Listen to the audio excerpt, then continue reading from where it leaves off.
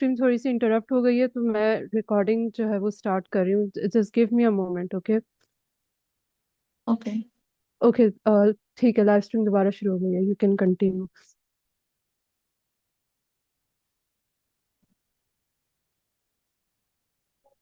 Okay. तो यहाँ पे क्या है कि लिमिटेड लेबल डाटा होता है मोस्टली, यानी कि जो डोमेन एक्सपर्ट होते हैं उनके हमारे पास जो डाटा सेट होता है, अगर हम डीप लर्निंग का मॉडल जो है ना, यानी कि डीप लर्निंग को ट्रेन करना स्टार्ट करें, ठीक है, डीप लर्निंग में डाटा सेट को, तो हमारे पास जो आउटपुट आएगा ना, ठीक है ना, लाइक हमारे पास जो मॉडल की एक्यूरेसी आएगी वो उतनी अच्छी नहीं होती, ठीक है ना। डीप लर्निंग में सबसे ज्यादा बेसिक और एक मेन कॉन्सेप्ट ये होता है कि आप जितना ज्यादा अपने मॉडल को डाटा देंगे ना, आपकी एक्यूरेसी, आपका आउटपुट जो है ना, वो उतना ज्यादा अच्छा आएगा, ठीक है। तो इसमें सबसे पहले प्रॉब्लम ये है कि आप इतना सारा डाटा कैलकुलेशन करना, उसके बाद उसको मॉडल को ट्रेन करना, फिर पहले डाटा कलेक्शन के लिए इतना टाइम लगता है, ठीक है ना। चाहे वो एपीआई के जरिए आप फैच करें, वेब से क्रैपिंग करें, या फिर आप किसी प्राइमरी डाटा कंपनी आपको प्रोवाइड कर रही हैं या खुद से कलेक्ट कर रहे हैं, क्योंकि ये भी डाटा टाइप्स में आ जाता है कि आप डाटा किस तरह कलेक्शन कर रहे हैं, ठीक है। तो उसमें इतना प्रॉब्लम आ जाता है। उसके बाद सेकंड प्रॉब्लम आता है जब हम मॉडल को ट्रेन करते हैं, सम टाइम दिन लग जाते हैं, some time week, some time months भी लग जाते हैं मॉडल ट्रेनिंग के दौरान, ठीक है। तो वहां पे हम लोग क्या करते हैं, फिर प्री ट्रेन मॉडल का यूज करते हैं, ठीक है।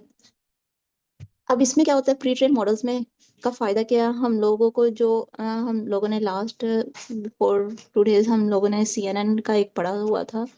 जो स्टार्टिंग की लेयर्स होती हैं उनका काम क्या होता है, फीचर्स अब्स्ट्रैक्शन करना, ठीक है ना, फीचर्स को यानी कि देखना, लर्न करना, उनको निकालना और उसको निकाल के नेक्स्ट लेयर में ट्रांसफर करना, जिसे हम लोगों ने पूलिंग की फॉर्म में पढ़ा था, ठीक है। तो अब इसमें क्या होता है कि हम लोग, एक सेकंड जस्ट मैं विजुअल ग्राफिक अगर दिखाऊं तो ये देखें, इसके जरिए ज्यादा क्लियर हो जाएगा। यहाँ पे क्या है, हम लोग क्या कर रहे हैं, हम लोग स्टार्टिंग की ये हम ये सेलेक्ट कर रहे हैं, ठीक है ना। हम लोग क्या करें, इसकी जगह पे हम लोग क्या करें, हम लोग प्री ट्रेन मॉडल को यूज कर रहे हैं जो ऑलरेडी जिसने फीचर्स को अब्स्ट्रैक्ट किया हुआ है, लर्न किया हुआ है, और लास्ट जो डेंस लेयर होती है लास्ट पे, वहाँ उसके साथ हम लोग क्या करते हैं, जो हमारा स्मॉल डाटा सेट होता है हम उसको लिंक कर देते हैं, ठीक है। तो इसका फायदा क्या होता है, एक तो टाइमिंग जो होती है वो हमारी इनके सेव हो जाती है, ठीक है। और हमारे पास जो रिजल्ट आता है वो ज्यादा एक्यूरेट आता है, ठीक है, एज कम्पेयर टू स्टार्टिंग से अपना फ्रॉम जो हमारे पास स्मॉल डाटा सेट है उसको हम लोग ट्रेन करते हैं, ठीक है। तो हम क्या करते हैं कि स्टार्टिंग होती है ऑलरेडी उसमें सेट होते हैं, ठीक है ना। अब ये नहीं है कि आप कोई भी प्री ट्रेन मॉडल किसी भी डाटा सेट पे अप्लाई कर लें, ऐसा ऐसी बात बिल्कुल नहीं है। आपको प्रॉब्लम स्टेटमेंट को पहले अंडरस्टैंड करना है, फिर उसके बाद आपने देखना है कि इसके ऊपर प्री ट्रेन बहुत सारे मॉडल्स हैं, ठीक है। उनको हम लोगों ने उनमें से सिलेक्ट करना होता है, लाइक जैसा कि वीजीजीबी जो मॉडल है, ठीक है ना। उसके बाद एक दो मॉडल्स और भी हैं जो जनरल डाटा सेट के ऊपर यानी कि ट्रेन हुए हैं, ठीक है ना। एक एनिमल्स के ऊपर अलग से है, मेडिकल फील्ड के ऊपर अलग से है। तो फिर हम क्या करते हैं कि अपने प्रॉब्लम स्टेटमेंट को देखते हुए हम लोग मॉडल सिलेक्शन करते हैं कि हमने कौन सा प्री ट्रेन मॉडल यूज करना है, ठीक है। इसका फायदा ये है, देखिए अब यहाँ पे कि जो फर्स्ट और सेकंड लेयर्स होती है, जिसमें फर्स्ट लेयर्स में क्या करना होता है, फीचर्स करने। फीचर्स बेसिकली क्या है, एड्स, किनारे, जो पिक्सल का हम लोगों ने मैंने एक्सप्लेन किया था, ठीक है, कलर्स वगैरह, टेक्सचर, उसके पैटर्न्स को। तो हमें फिर अपने डाटा सेट के ऊपर ये सारा कुछ अप्लाई नहीं करना पड़ता, हम जस्ट प्री ट्रेन मॉडल को लिंक कर देते हैं अपने डाटा सेट के ऊपर। यहाँ पे अब आ जाते हैं कि कौन सा आर्किटेक्चर यानी कि कौन सा प्री ट्रेन मॉडल किस किस्म के लिए इस्तेमाल होता है डाटा सेट के लिए। सबसे पहले आ जाता है रेस्टनेट, जो है ये 2015 से यानी कि इस्तेमाल हो रहा है, ठीक है ना। इसके अंदर बहुत सारे लार्ज डाटा सेट के ऊपर है ना, ये मॉडल इमेजेस के डाटा सेट के ऊपर ये ट्रेन हुआ है। हम लोग इसमें बहुत सारी मतलब offering a range of depth and complexity, ये जनरल पर्पस टास्क के लिए बेस्ट है, ठीक है ना। अब यहाँ पे क्वेश्चन ये आता है कि आपको ये मॉडल सिलेक्शन में आइडिया होना चाहिए कि कौन सा मॉडल प्री ट्रेन, मॉडल बहुत सारे हैं लेकिन एटलीस्ट 5 to 7 आपको आइडिया हो कि ये इस किस्म की प्रॉब्लम अगर स्टेटमेंट है तो ये आपका पर्पस है, तो आप ये वाला मॉडल प्री ट्रेन यूज कर सकते हैं उसको अपने स्मॉल डाटा सेट के साथ लिंक करके, यानी कि, ठीक है। तो ये जनरल पर्पस के लिए इस्तेमाल होता है, रेस्टनेट प्री ट्रेन मॉडल है, ठीक है ना। उसके बाद नेक्स्ट आ जाता है एफिशिएंट फैमिलीज ब्रेकडाउन।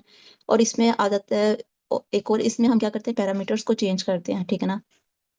इसमें बहुत सारी वराइटीज वेरिएंट्स में देखा जाए B0 टू B7 तक है, ठीक है। ये कॉम्प्लेक्सिटी इसमें क्या है, ये हाई लेवल के, यानी कि अगर आपके पास प्रॉब्लम स्टेटमेंट है उसको ये डील कर सकता है, इसकी परफॉर्मेंस अच्छी है।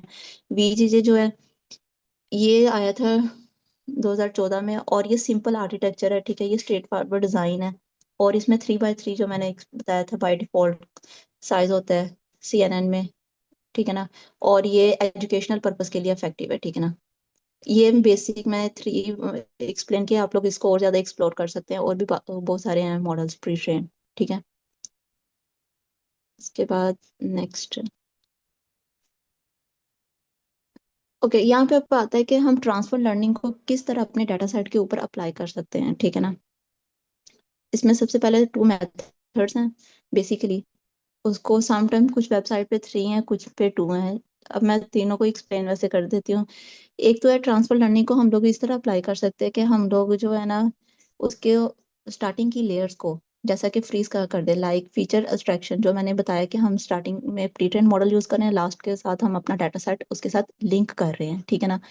सेकंड पे आ जाते हैं हम लोग, सेकंड मेथड आ जाता है फाइन ट्यूनिंग का। फाइन ट्यूनिंग में हम क्या करते हैं, कुछ उसके पैरामीटर्स को चेंज करके, ठीक है ना,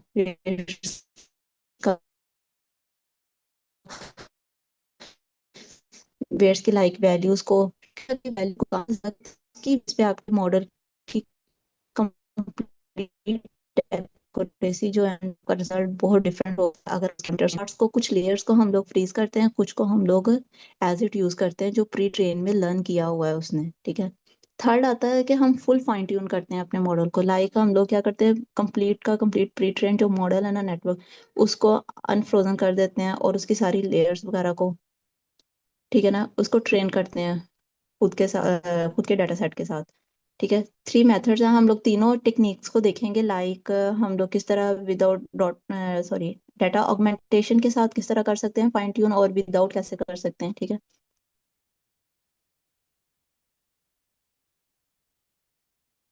उसके बाद नेक्स्ट आ जाता है कि व्हेन टू एम्प्लॉय ट्रांसफर हमें कब इस्तेमाल करनी चाहिए। ऑलरेडी आई मेंशन दैट के टारगेट हमारा क्या है डाटा का, कि हम लोग क्या करना चाह रहे हैं, हमारा प्रॉब्लम स्टेटमेंट क्या है, हमारे पास डाटा कितना है, स्मॉल मीडियम लार्ज अमाउंट है, या कितनी एक्सेसिबिलिटी है, कितना हम लोग उसमें चेंजिंग कर सकते हैं, ठीक है।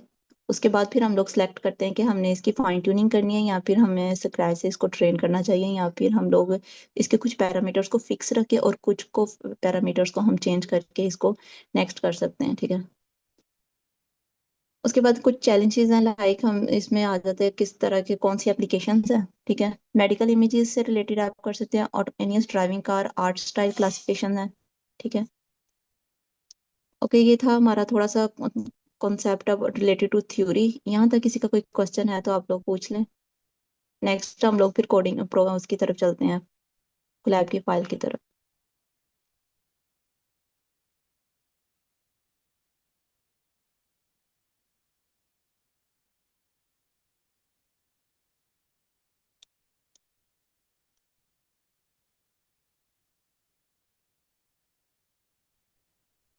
आप में से कोई क्वेश्चन नहीं पूछता है, वो दो ही कंडीशंस हो सकती हैं, या तो आपको सब कुछ समझ लग गई है, या तो आपको कुछ समझ नहीं लगा। अगर तो एग्जैक्टली समझ लग गई है तो आप बता दिया करेंगे हमें समझ लग गई है, फिर हमें पता चल जाएगा कि आपको जो समझ लग गई है, तो अभी कोई क्वेश्चन नहीं है। अगर नहीं समझ लगी तो आप भी बता दिया करें, तो वो हम रिपीट कर देंगे मैम।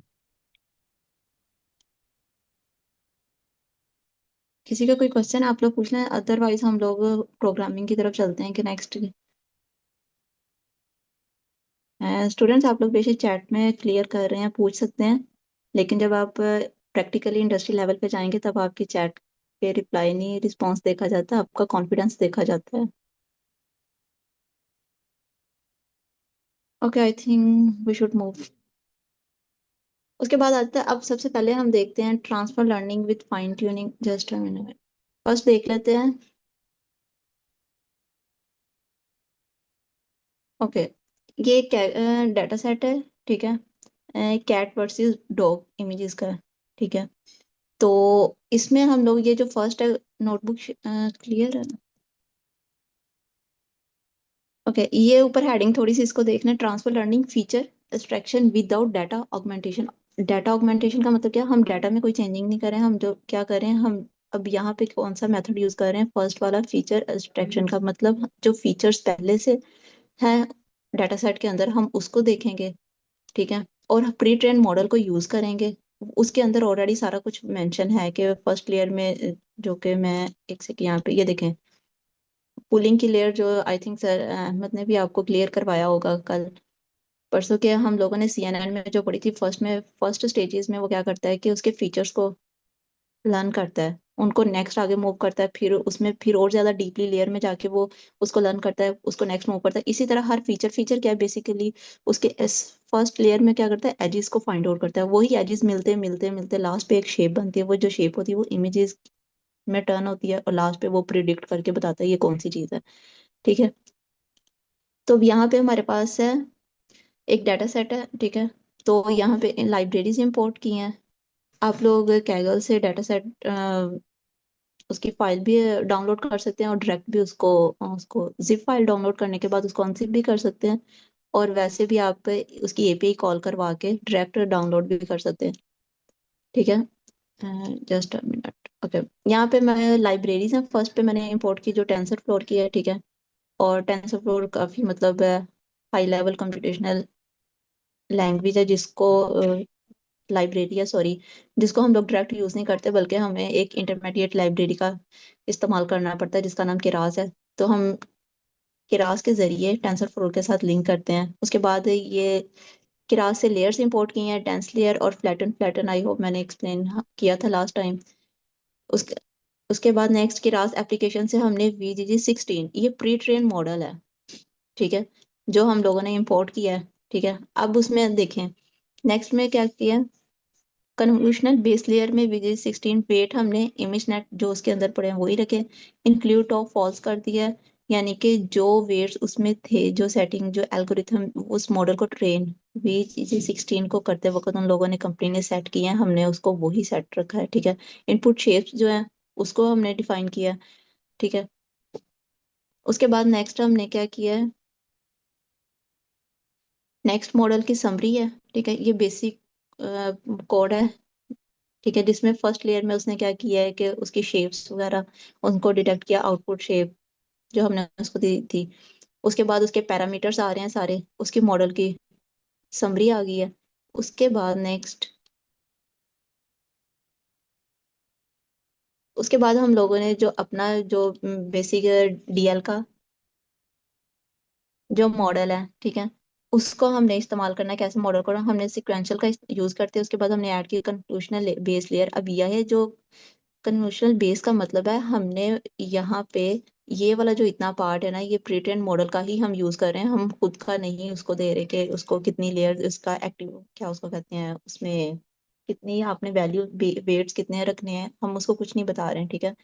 प्री ट्रेन मॉडल का यूज कर रहे हैं। उसके बाद हमने ऐड फ्लैटन कर दिया, वही जो प्री ट्रेन मॉडल में सिलेक्ट हुआ था, डेंस लेयर हमने सेलेक्ट की है। उसके बाद एक्टिवेशन फंक्शन आप लोग मोस्टली जो होता है बाइनरी क्लासिफिकेशन, उसके लिए हम लोग सिग्मॉइड फंक्शन यूज करते हैं, तो आप लोग रिल्यू सिग्मॉइड दोनों का भी यूज कर सकते हैं, ठीक है। एक्टिवेशन फंक्शन लास्ट पे लगाया, उसकी मॉडल की समरी है, और ये आउटपुट नेक्स्ट जो हमने अपने डाटा सेट के साथ लिंक करके उस मॉडल को ट्रेन किया है, ये उसकी समरी है, ठीक है ना।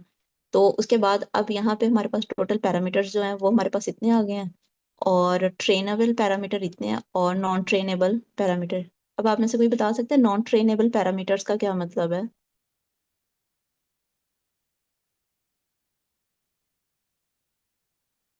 एनीवन? आप लोग गलत भी बताएं, एटलीस्ट आप में कॉन्फिडेंस होगा कि क्वेश्चन क्यूरियोसिटी होगी कि ऐसा क्यों आया है, या फिर इसका क्या मतलब है।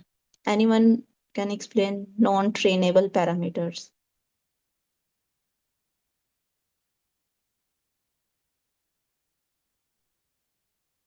उसका मेरे ख्याल से डिफरेंट होगा कोई, उसका जो फॉर्मेट है तो वो ट्रेस नहीं हो सकते इस वजह से। जो हमारा पिछला मॉडल है उससे डिफरेंट कोई होगा।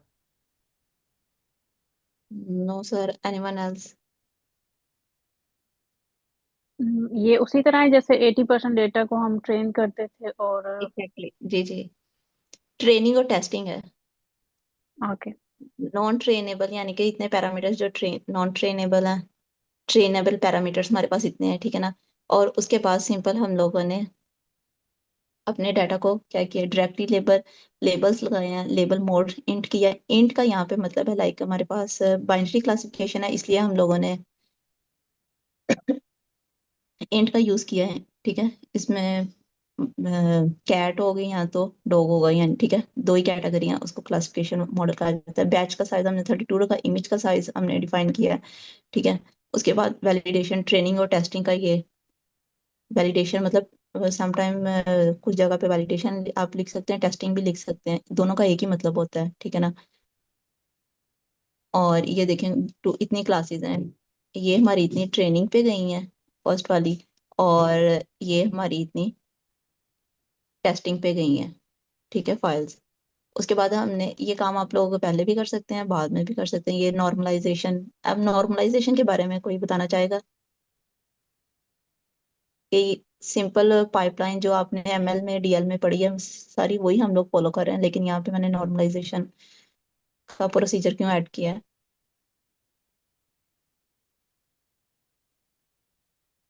मैम ये हमने अपने पिक्सेल्स की वैल्यूज को 0 और 1 के दरमियान में लाने के लिए की है। Exactly binary. exactly. मैम ये हमें कैसे पता चलेगा कि हमने इस मॉडल में कौन सा प्री ट्रेन्ड मॉडल यूज करना है? ये आप जब भी कोई आपके पास प्रॉब्लम स्टेटमेंट आती है, आप डायरेक्ट प्रोग्रामिंग या कोडिंग या डायरेक्ट कोड लिखना स्टार्ट नहीं करते, सबसे पहले आप रिसर्च करते हैं।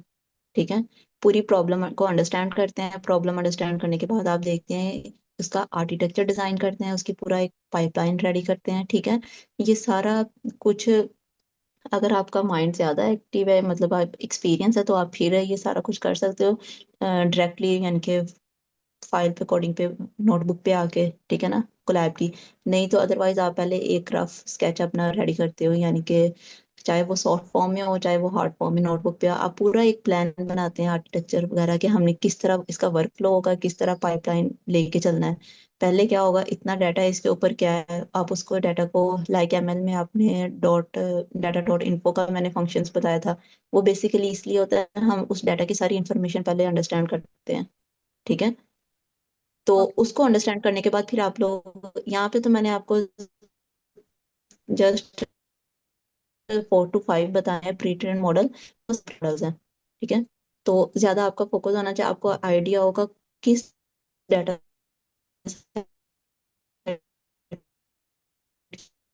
के ऊपर कौन सा मॉडल, अगर आप लॉजिक है तो आपको यहाँ जो मॉडल प्री ट्रेन आप उसको यूज कर सकते हैं। अगर आप कोई स्पेसिफिक डोमेन से रिलेटेड प्रॉब्लम सॉल्व कर रहे हैं, तो फिर आपको उस फिर उनको देखना पड़ता है, उनके पैरामीटर्स को देखना पड़ता है, उसकी ऑफिशियल वेबसाइट पे जाके। ठीक है, पूरी आप एक रिसर्च मतलब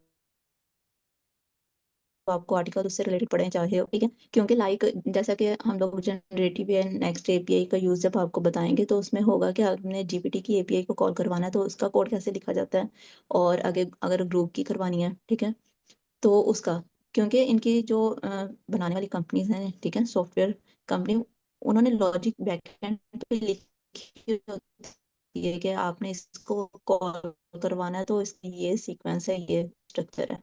तो इसी तरह जो प्रॉब्लम स्टेटमेंट है, जिस बंदे को समझ आ जाए, तो वो उसके बाद वो इसी के ऊपर सर्च करता है कि इसके ऊपर कौन सा मॉडल बेस्ट रहेगा pre train. I hope is that clear. Next हम लोग करते हैं नॉर्मलाइजेशन करने के बाद हमने model dot compile optimise Adam, ये बेसिक फंक्शंस है जो जैसे कि एमएल में होता है ट्रेन टेस्ट स्प्लिट वगैरह। तो अब ये डीएल में क्या होता है, ऑप्टिमाइज एटम यूज करते हैं, लॉस बाइनरी क्रॉस ट्रॉपी और मैट्रिक्स एक्यूरेसी। ठीक है, और उसके बाद में इस सबको किसमें हमने सेव कर दिया, हिस्ट्री वेरिएबल में सेव कर दिया, और यहाँ पे इसकी एक्यूरेसी देखिएगा कि कहाँ तक गई है। इसकी एक्यूरेसी गई है 98 तक। ठीक है, अच्छा यहाँ पे दो ऑप्शन आ रहे हैं, एक एक्यूरेसी का और एक वेल एक्यूरेसी, इन दोनों में से डिफरेंस आप में से कोई बता सकता है? एक्चुअली मैं ये क्वेश्चन इसलिए कर रही हूँ क्योंकि ताकि मुझे आइडिया हो जाए आप लोगों ने डीएल या एमएल के प्रीवियस क्लासेस में, या कोई आपका अगर बैकग्राउंड कोई चीज़ मिस है तो मुझे क्लियर हो जाए, मैं उसी हिसाब से फिर एक्सप्लेन करती जाऊँ चीज़ों को। दो वैल्यूज आ रही हैं, एक accuracy की और एक वेल एक्यूरेसी। एनीवन?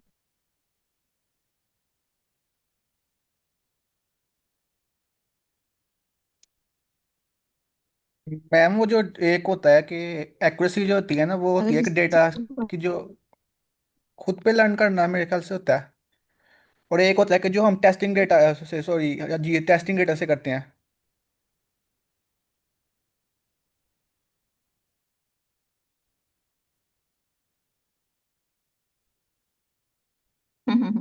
बिल्कुल एक्यूरेसी। तो ये जो है ये ट्रेनिंग की एक्यूरेसी है कि उसने इसके फीचर्स को, इसके पैरामीटर्स को इतने अच्छे ये प्रिडिक्शन की है।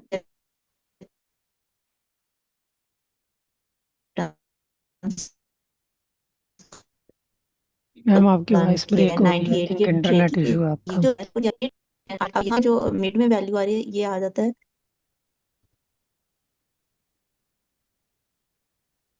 कि अब क्लियर हुई? Yes ma'am. ठीक है, यहाँ पे हमारे पास आ रही है, ये हमारी ट्रेनिंग की एक्यूरेसी आ रही है, ठीक है 98। और ये जो 90 आ रही है ये टेस्टिंग की आ रही है। तो ये नेक्स्ट नीचे मैंने एक ग्राफ भी प्लॉट कर दिया। अब यहाँ पे आप लोग देख सकते हैं कि एक्यूरेसी, ठीक है, ट्रेनिंग पे और वैलिडेशन, वैलिडेशन मतलब टेस्टिंग की एक्यूरेसी, ठीक है।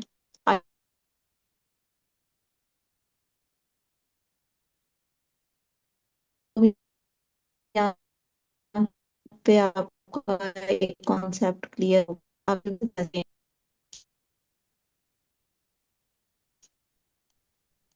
सर अहमद जरा पूछिएगा अगर मेरी वॉइस क्लियर नहीं है, जी मैम, एटलीस्ट हमें आपकी आइडिया हो आवाज़ जाए की कि समझ आप नहीं लोग लग लर्न रही कर कि रहे आप हैं या क्या जस्ट कह रहे फॉर्मेलिटी हैं। के लिए क्लास अटेंड कर रहे हैं।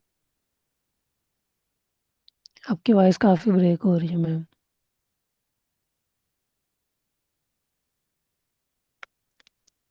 मैं ये पूछ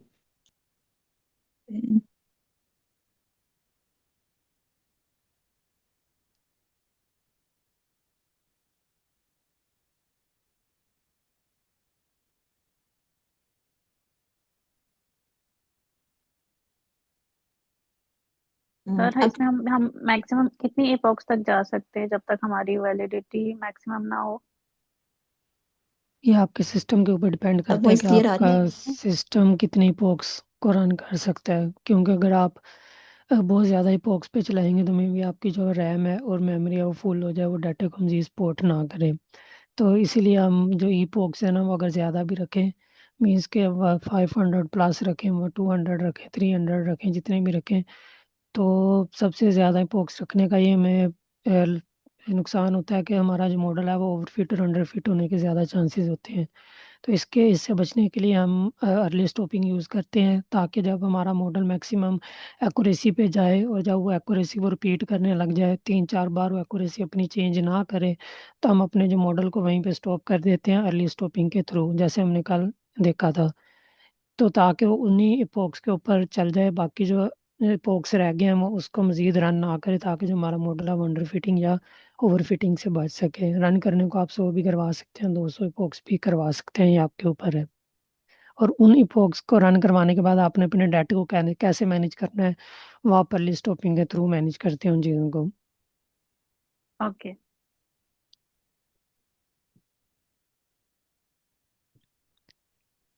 एनीवन, किसी और का कोई क्वेश्चन है तो पूछ सकते हैं।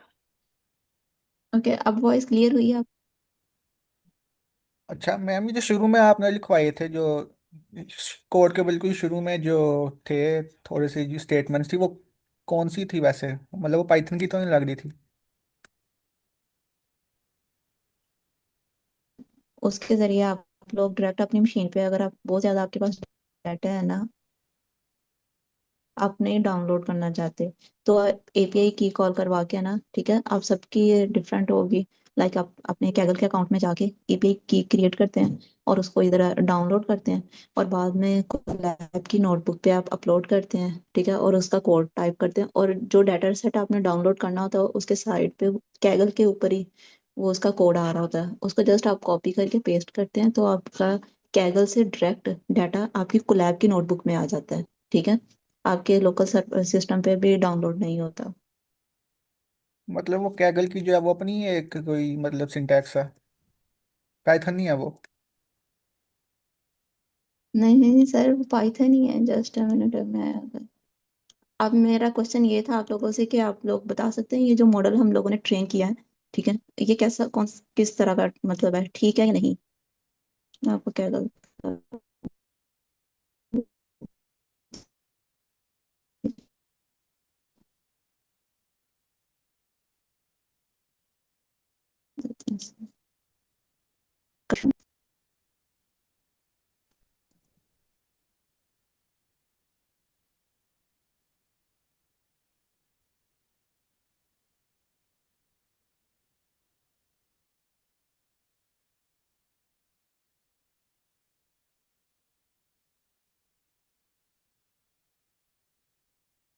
सही है, मेरा अकाउंट है ये, वेरीफाइड है आप लोगों का। ये देखें, आप लोगों को कोई सेटिंग में ऐसा, अगर आप लोगों ने भी एपीआई की क्रिएट की है, ये वेरिफिकेशन पहले अकाउंट की होती है, उसके बाद आपको ये फंक्शन शो होता है, ठीक है। तो अगर आप लोगों का अकाउंट वेरीफाई है तो आपको यहाँ पे ये जो है ना, मेरा तो एक्टिव है, ये टोकन क्रिएट करते हैं, ठीक है ना।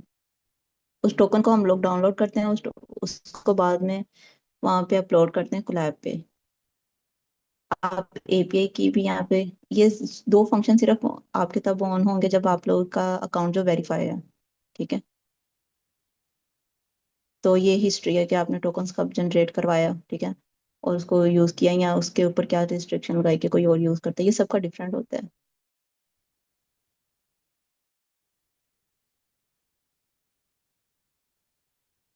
ठीक है। और यहाँ पे पब्लिक और ये कुछ डाटा सेट मैंने अपलोड वगैरह किए, लाइक वो प्राइवेट है, मतलब पब्लिकली अवेलेबल नहीं है।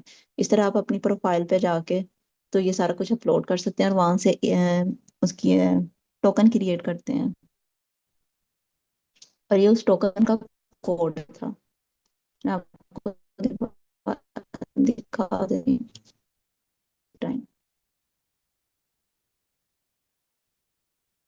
ठीक है, अब यहाँ पे जो क्वेश्चन मैं पूछना चाह रही थी, आप में से किसी ने बताया नहीं है। यहाँ पे हम लोगों ने जो मॉडल अपना ट्रेन किया है, प्री ट्रेन मॉडल के साथ डाटा लिंक करके, वो हमारा मॉडल जो है वो बेसिकली बहुत अच्छा परफॉर्म नहीं कर रहा, क्योंकि हमारा ट्रेनिंग का जो है वो देखिए कर किधर को जा रहा है, और वैलिडेशन जो है टेस्टिंग का वो किधर को, इन दोनों में डिफरेंस कितना ज्यादा है। तो यहाँ पे हमारा मॉडल क्या कर रहा है, अब ये क्वेश्चन था आपसे। ओवरफिटिंग हो यहाँ पे रही है। हमारा मॉडल जो है वो ओवर, एग्जैक्टली ये मैं बताना चाह रही थी, बल्कि आपसे पूछना चाह रही थी अगर आप लोगों की अंडरस्टैंडिंग इतनी हुई है कि आप लोगों को आइडिया हो जाए कि मॉडल कैसा ट्रेन हुआ है। उसके बाद नेक्स्ट हम अब देखते हैं कि अब फाइन ट्यूनिंग क्या होती है, लाइक हम ट्रांसफर लर्निंग में फाइन ट्यूनिंग कैसे कर सकते हैं, ठीक है। तो ये सेम कोड फाइल है, ये मैंने अलग अलग इसलिए शो करवा रही हूँ ताकि आपको डिफरेंस थोड़ा सा आइडिया हो जाए।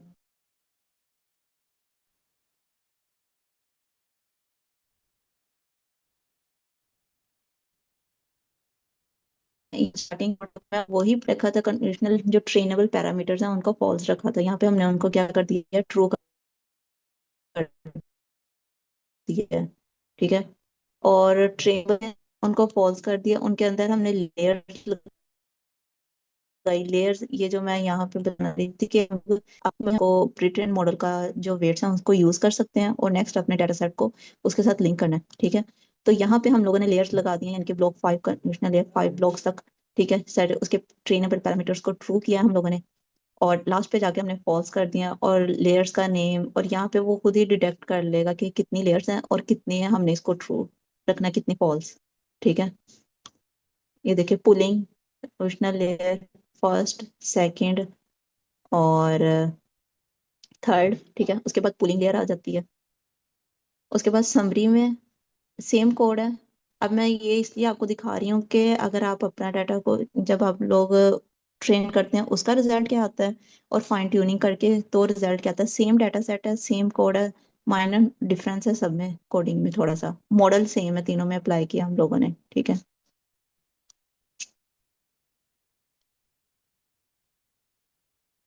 ये देखिए एक्टिवेशन फंक्शन, टेंस लेयर, सब कुछ वही है, पैरामीटर्स, नॉर्मलाइजेशन वगैरह, इपॉक्स का साइज उसमें भी 10 था, इधर भी 10 रखा है, ठीक है। अब यहाँ पे देखें एक्यूरेसी कितनी आ रही है। ट्रेनिंग पे आ रही है हमारी 99 और टेस्टिंग पे आ रही है 95 और जो लॉस फंक्शन है, ठीक है, वो 18 है। लाइक अगर इसका ग्राफ देखें, ये देखें, ये हमारा है फाइन ट्यूनिंग करके और ये हमारा था विदाउट डाटा ऑगमेंटेशन, यानी कि डाटा में कोई चेंजिंग किए बगैर हम लोगों ने, ठीक है ना। तो यहाँ पे आप देखिएगा और कुछ different है।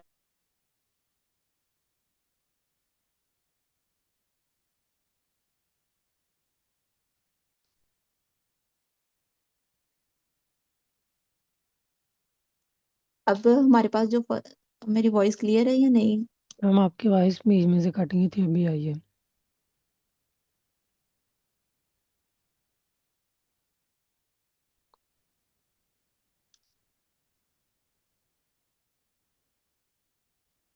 चले, स्क्रीन विजिबल है सर में, चाहे आप कंटिन्यू कर लें। एक और नोटबुक है, यहाँ तक किसी का कोई क्वेश्चन है तो आप लोग पूछ लें। एक और है, उसमें आ जाता है फीचर एब्स्ट्रैक्शन। उसमें क्या होगा, हम स्टार्टिंग में जो फीचर्स की वैल्यूज हैं उसको लेंगे और नेक्स्ट अपने हिसाब से मॉडल को सेट करते हैं, मतलब उसके पैरामीटर्स वगैरह को। अगर आपके पास ये नोटबुक है तो आप शेयर कर लें। मैम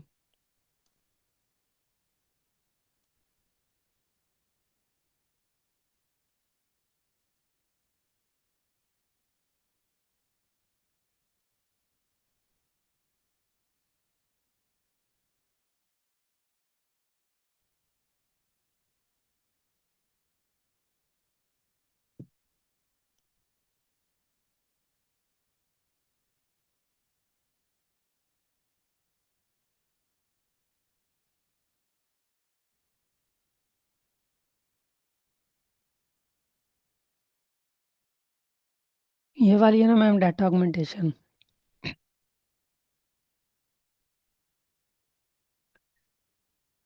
ओके, सबसे पहले तो मैम ने हमें बता दिया कि आप। एग्जैक्टली यही है लास्ट पे ग्राफ। Okay ma'am, okay.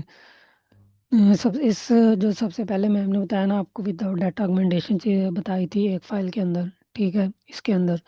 और नेक्स्ट आपको फाइन ट्यूनिंग का बताया था। अगर हम नॉन विदाउट डाटा ऑगमेंटेशन की बात करें तो विदाउट डाटा ऑगमेंटेशन का मतलब ये है कि हमारे पास जो डाटा है ना, हम उसको मज़ीद अपने डाटे को बढ़ा नहीं रहे हैं, बल्कि जितना हमारे पास डाटा हम उसी डाटा को फर्दर यूज़ कर रहे हैं। लाइक हमारे पास अगर 10 इमेजेस हैं तो हम इमेजेस को 10 से 20 नहीं कर रहे, सिर्फ 10 इमेजेस को ही यूज़ कर रहे हैं। इसका मतलब होता है कि जो डाटा हमारा विदाउट ऑगमेंटेशन है। विद ऑगमेंटेशन का मतलब ये होता है कि हमारे पास 10 इमेजेस हैं, लेकिन हमने उन इमेजेस को डबल कर लिया या ट्रिपल कर लिया है। 10 से करके हमने उसको 30 इमेजेस पे कर लिया है। वो इमेजेस का हमने साइज़ किस तरह बढ़ाया है, वो इस तरह बढ़ाया है कि हमने किसी इमेज को हॉरिजॉन्टल फ्लिप कर दिया है, किसी को वर्टिकल फ्लिप कर दिया है, किसी को ज़ूम इन कर दिया है, किसी के साथ हमने पैडिंग ऐड कर दी है। मीन्स के डिफरेंट टाइप्स का हमने इमेजेस के साथ को मैनिपुलेट करके ना, जो हमारे पास डाटा सेट था ना, उसका साइज़ हमने बढ़ा लिया है। इसको हम कहते हैं ऑगमेंटेशन। और ट्रांसफर लर्निंग के अंदर हमारे पास ये चीज़ होती है, फाइन ट्यूनिंग के अंदर सॉरी, फाइन ट्यूनिंग के अंदर हमारे पास ये चीज़ होती है कि हमारे पास जो मॉडल आ रहा होता है ना, हम उसका जो हेड है वो साइड पे रख लेते हैं। इट्स लाइक अगर हमारे पास अगर कोई कार आती है ना मॉडिफिकेशन के लिए, ठीक है, हम क्या करते हैं कि हम उसके जो पार्ट्स हैं ना वो वैसे रहने देते हैं, बट उसका जो कलर है ना वो चेंज कर देते हैं, उसको मॉडिफाई कर देते हैं। इसी तरह हमारे पास जो मॉडल है ना, हम जो मॉडल का जो लेयर्स हैं वो वैसे ही रख लेते हैं। पुरानी लेयर्स भी रखते हैं कुछ, और जो न्यू लेयर्स हैं हम उन न्यू लेयर्स को पुरानी लेयर्स के साथ ऐड कर लेते हैं, क्योंकि जो कुछ जो फीचर्स होते हैं वो न्यू लेयर से एक्सट्रैक्ट कर लेता है। इसलिए ये हम इसलिए करते हैं क्योंकि जो हमारा मॉडल है उसकी जो एक्यूरेसी है वो काफ़ी अच्छी हो जाए। तो हम इस पे आते हैं ऑगमेंटेशन वाली फाइल पे कि हमारे पास जो डाटा है हम उसको मज़ीद बढ़ा रहे हैं। इसमें हमारे पास जो लाइब्रेरी है सिंपल सारा मैम ने बता दिया। उसके बाद है ना, ये हमारे पास है ना VGG16 का प्री ट्रेन मॉडल है जो हम यूज़ कर रहे हैं। और उसके अंदर जो वेट्स हैं ना वो इमेज नेट के वेट्स लेगा, मतलब कि हमें उसको जो वेट है वो देने नहीं पड़ेंगे, वो अपने जो वेट्स हैं वो उन्हीं प्री ट्रेन मॉडल के जो वेट्स हैं वो ही यूज़ करेगा। वो उन वेट्स या बाइस को वो अपडेट नहीं करेगा ड्यूरिंग ट्रेनिंग। और उसके बाद इंक्लूड टॉप, इसका मतलब ये है कि हम उसका हेड नहीं ले रहे, हम उसको अपना हेड अपने हेड देंगे और उस का जो हेड है वो उठा के हमने साइड पे रख दिया कि हमने उनको कह दिया कि आपके हेड की हमें ज़रूरत नहीं है, हम अपना डाटा देंगे ताकि हमारा जो मॉडल है उसकी जो एक्यूरेसी है वो मज़ीद अच्छी हो सके। उसके बाद हमारे पास इनपुट शेप आ जाती है 150 150 और 3 के 3 से हमें ये पता चल रहा है कि जो हमारी इमेजेस के है ना वो 3 चैनल्स हैं, रेड ग्रीन और ब्लू, मीन्स कि हमारी जो इमेज है वो कलरफुल में है। सेकंड पे यह चीज़ आ रही है कि हमारे पास ना एक मॉडल है, मॉडल को सिक्वेंशियल के अंदर ले रहे हैं। जैसे हमने सिक्वेंशियल का कल बताया था कि हमारा जो मॉडल है वो सीक्वेंस बाय सीक्वेंस रन होगा, एक फेज मतलब कि एक लाइन में लाइन बाय लाइन वो रन होता रहेगा। सबसे पहले हम क्या कर रहे हैं कि हम इस लेयर को भी ऐड कर रहे हैं, ठीक है। इसको ऐड करने के बाद हम अपनी लेयर्स भी ऐड कर रहे हैं मॉडल की, हम उसके कह रहे हैं कि आप अपनी लेयर्स भी यूज़ करो, ठीक है। कुछ अपनी लेयर्स यूज़ करो और कुछ हमारी लेयर्स आप यूज़ करो, उन लेयर्स को कंबाइन करके आप न्यू आउटपुट्स जनरेट करो, ठीक है। अब उसको हम एक फ्लैटन लेयर दे रहे हैं, उसके बाद हम डेंस लेयर दे रहे हैं, उसके बाद हम उसको 2 डेंस लेयर दे रहे हैं। जो हमारे पास आउटपुट आएगी वो हमारे डाटे की बेस पे आएगी, जो हमने डाटा बाद में मॉडल को दिया है और जो हमने मॉडल ट्रेन करवाया है। उसके बाद कन्वोल्यूशन बेस्ड और ट्रेनेबल, जो हमारे पास ट्रेनेबल जो प्रीवियस मॉडल का जो ट्रेनेबल डाटा है वो हम कह रहे हैं कि आपने इसको ट्रेन नहीं करना, जो प्री ट्रेन मॉडल है उसको आपने मज़ीद ट्रेन नहीं करना, बल्कि आपने हमारे जो है ना उनको ट्रेन करना है, जो हमारा डाटा है। उसके बाद है ना हमारे पास यहाँ पे ना एक इमेज डाटा जनरेटर है। इमेज डाटा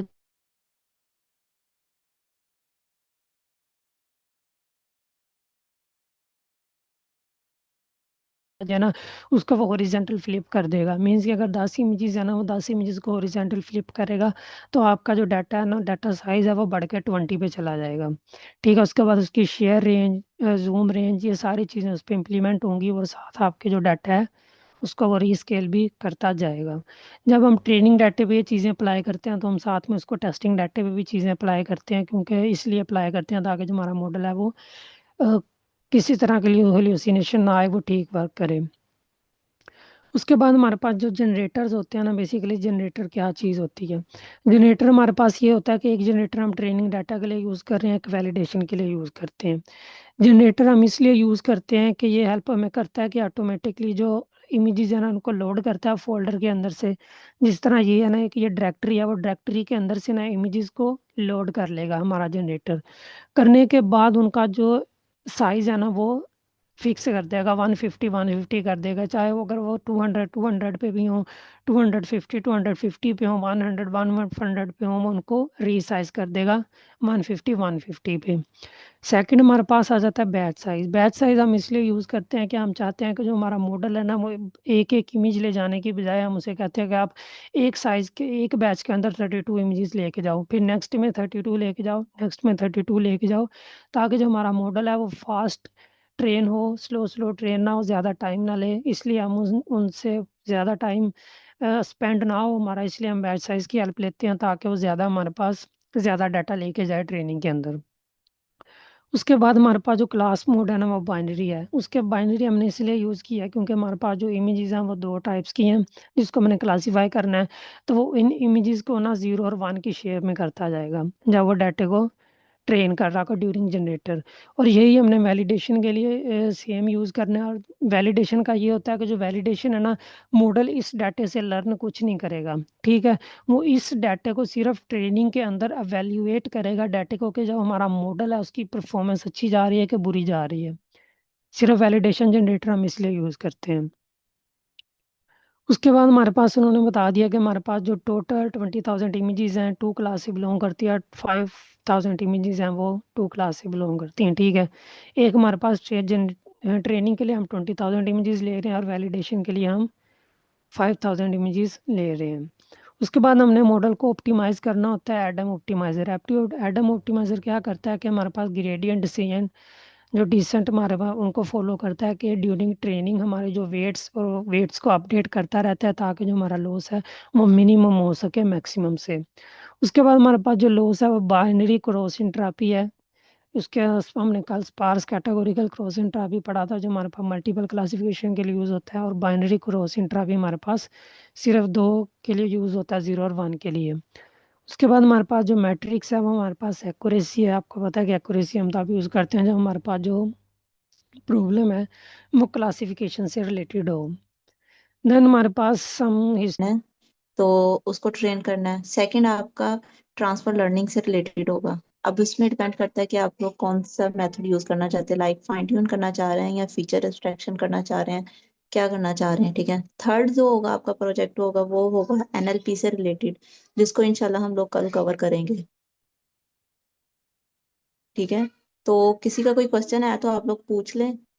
आप जो लर्न कर रहे हैं उसके साथ साथ उसकी प्रैक्टिस कर लें, ताकि अगर किसी को प्रॉब्लम आ रही है तो भी वो नेक्स्ट सेशन में यानी कि नेक्स्ट डे आके वो बता सकता है कि मैंने ये ट्राई किया था, मेरी एक्यूरेसी इतनी आ रही है, या मेरा मॉडल यहाँ पे ओवरफिट कर गया, ठीक है ना।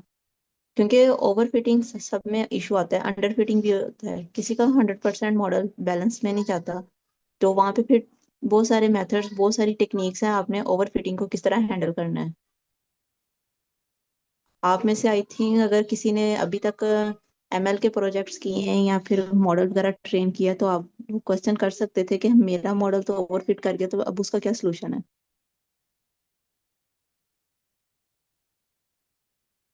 काइंडली आप लोगों से रिक्वेस्ट है, आप लोग क्वेश्चन किया करें, पूछा करें। अगर आपको आंसर नहीं मिलता फिर तो हम कह सकते हैं हाँ भाई वाकई आप लोगों की लॉजिक बिल्डिंग, आपका आईक्यू लेवल वाकई आप लोग हाई है कि आप लर्न कर रहे हैं, क्वेश्चन कर रहे हैं, आपको आंसर नहीं मिल रहा। हमें भी खुशी होगी कि हम लोग उस लेवल पे जाके, हाई लेवल पे जाके बताएं, क्योंकि ये जो बता रहे हैं ये बहुत बहुत बेसिक है। शायद हमें खुद किए हुए काफी टाइम हो गया, हम लोग जो खुद इस टाइम पे काम कर रहे हैं वो ये चीजें नहीं है, बहुत ज्यादा एडवांस है।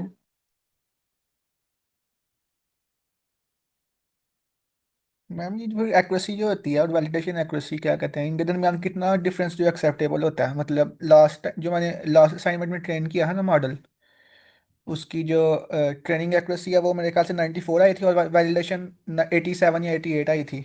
उन मोनिया का कोई मॉडल ट्रेन किया था मैंने।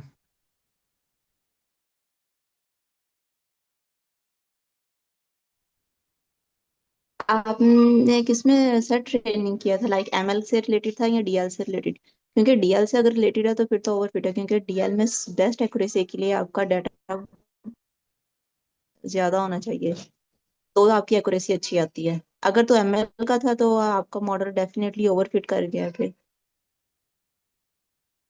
ओवरफिटिंग को हैंडल करना ये भी एक पूरा एक मतलब एक टॉपिक है कि कौन कौन सी टेक्निक्स है कि आप किस तरह उसको हैंडल करते हैं, ठीक है। फिर हम लोग उसमें और ज्यादा डाटा को ऐड करते हैं, उसके साथ मॉडल के साथ अटैच करते हैं, ताकि हमारा जो ओवरफिटिंग है वो खत्म हो सके। जो टेंसर आपने फ्लो था किस और में प्रोजेक्ट किया था, क्या था? मैं यहाँ टेंसर पे एक फ्लो ही था चीज़ ये। ऐड करना और चाहूँगा। उस जी जी सर, आप करेंगे क्वेश्चन अपना। मैं कह रहा हूँ कि टेंसर फ्लो था और 5000 इमेजेस थी वैसे उसके अंदर ना।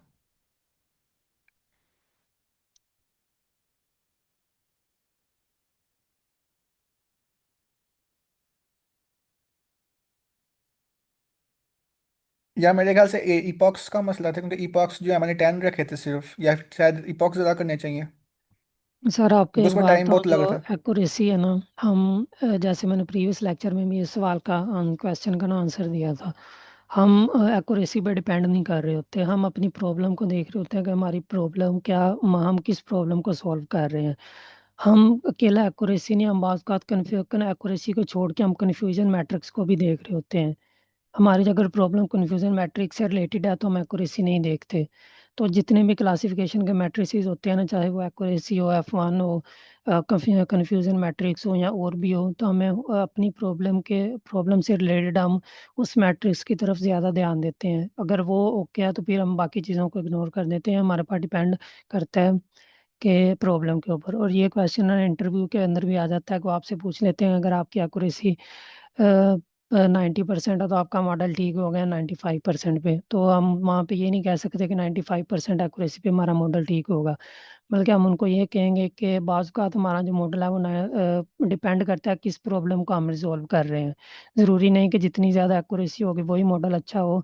बाज़ का प्रॉब्लम के लिहाज से अगर एक्यूरेसी का कम भी आ रही है ना, तो वो भी मॉडल हमारा बेहतर होता है। इवन कि अगर आप चैट जीपीटी, गूगल जेमिनी हो गया, जितने भी जनरेटिव एआई के जो मॉडल्स हैं ना, चैट जीपीटी है, बर्ट हो गया, क्लाउड एआई हो गया, अगर आप इनकी डिटेल डॉक्यूमेंटेशन पढ़ेंगे ना, वो कोई भी इस चीज़ को नहीं कहता कि जो हमारे मॉडल है वो 100% एक्यूरेट है। हम उसको अजम्पशन कर सकते हैं कि वो 50% से अच्छा, 50% से अबव जो डाटा है ना वो ठीक दे रहे हैं, 50% एक्यूरेसी। लेकिन हम फुल श्योर नहीं कह सकते वो मॉडल हमें 80% तक का डाटा भी एक्यूरेट दे सकते हैं कि नहीं दे सकते। तो हम एग्जैक्टली सर। तो हम इस चैट चीज़ को जीपीटी के मीठी लास्ट पे वो जो लाइन लिखी होती है ना, chat GPT can also make mistakes, तो वो इसी बात की मतलब उस बात का प्रूव है कि उसकी जो एक्यूरेसी है वो भी 100% नहीं है। तो जिस तरह आप कह रहे हैं ना कि आपका जो मॉडल है वो 87% भी और 94% वैलिडेशन है। हम जो ओवर फिटिंग अंडर फिटिंग होना मोस्टली 5%, 8%, 10% तक का जो मार्जिन है ना वो रखना पड़ता है इन चीज़ों के अंदर, रखते हैं हम। क्योंकि हमारे पास बाज़ का हम जो ट्रेनिंग के लिए डाटा यूज़ कर रहे होते हैं ना, तो हमें टेस्टिंग के अंदर जो हम करते हैं, अगर बहुत ही ज़्यादा फ़र्क है ना, ह्यूज डिफरेंस है, मीन्स के कोई 20-30% का फ़र्क है, तो फिर हमें अपने मॉडल के हाइपर पैरामीटर ट्यूनिंग के थ्रू एडजस्ट करना पड़ता है ताकि जो हमारी एक्यूरेसी है वो मज़ीद बेहतर हो सके। मीन्स के इतना ज़्यादा ह्यूज डिफरेंस ना हो, अगर माइनर हो वो तो हम उन चीज़ों को हैंडल कर लेते हैं, मतलब कि इग्नोर कर देते हैं। अगर ज़्यादा ह्यूज डिफरेंस हो तो हमें उनको कवर करना पड़ता है।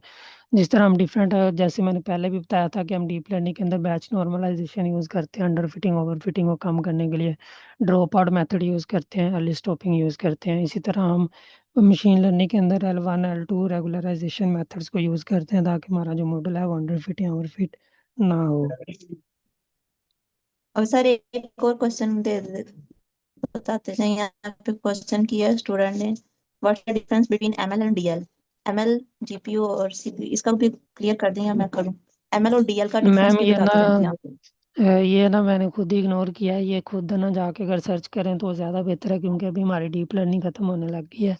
तो अभी स्टूडेंट अगर इनको ये नहीं पता कि मशीन लर्निंग और डीप लर्निंग के अंदर डिफरेंस क्या है, तो फिर उन्होंने सीखा क्या 2 वीक्स के अंदर, 3 वीक्स के अंदर। एग्जैक्टली मैंने ना स्लाइड शेयर की हैं जो कल के लेक्चर की, आप लोग उसको भी देख लीजिएगा। उसमें क्योंकि मैंने हमारे डीप लर्निंग आज खत्म हो गया, कल को हमने एनएलपी पे जाना है, तो अगर अभी भी इनको अगर एग्जैक्टली डिफरेंस नहीं पता चला तो फिर हम आई थिंक इनका क्लासेस लेने का तो फ़ायदा नहीं हुआ, ये फिर अपना टाइम वेस्ट कर रहे हैं यहाँ पे बैठ के।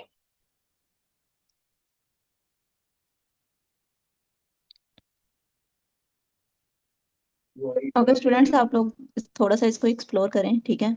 बेसिक जो है आपको आइडिया हो जाएगा। फर्स्ट डे से आ रहे हूँ वैदुर रहमान, ठीक है सर? आप मैं थोड़ा सा ऐड करती जाऊँ। यहाँ पे जो एमएल होती है ना, वो स्टैटिस्टिकल बेस हम लोग इंटरप्रिटेशन करते हैं, प्रिडिक्शन वगैरह। तो स्मॉल डाटा सेट यूज होता है एमएल में। सीपीयू का यूज कर सकते हैं, आप लोकल सिस्टम पे भी रन कर सकते हैं। ट्रेनिंग टाइम स्लो होता है। एज कम्पेयर टू डीएल में क्या होता है, हम लॉजिकल नेटवर्क्स बनाते हैं, ठीक है?